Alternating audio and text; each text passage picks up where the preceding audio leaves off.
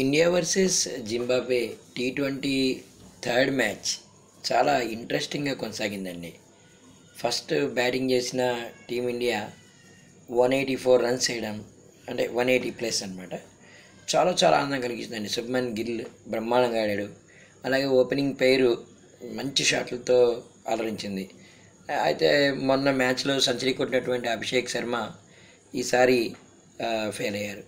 అయితే ఒక్క విషయం అండి, జింబాబ్వే 150 ఛేదనలో 154 రన్స్ కొట్టడం అనేది చాలా చాలా నాలో ఆసక్తి అనేది రేపించింది. నిజంగానే జింబాబ్వే ఏవైతే రన్స్ తేడాతో ఓడిపోయిందో, ఈ 24 రన్స్ అలా తేడాతో ఓడిపోయిందనమాట. దానికి ముఖ్య కారణంగానే మనం చూసినట్లయితే ఫీల్డింగ్ అండి. యాక్చువల్గా సికందర్ రాజా వీళ్ళ బౌలింగ్ అనేది బాగానే ఉంది, వాళ్ళకి వికెట్స్ కూడా బాగానే వచ్చినాయి.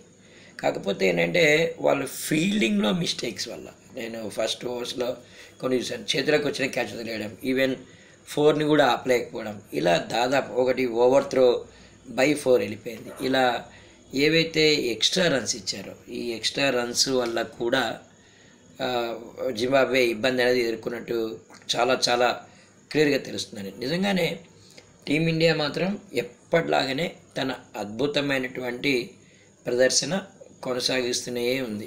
దీనికి నేను ముఖ్య కారణం కానీ అనాలిసిస్ చేసినట్లయితే ఇదేనండి, ఐపీఎల్ బ్రహ్మాండమైన ప్రాక్టీస్ మ్యాచెస్ అవుతున్నాయి అన్నమాట.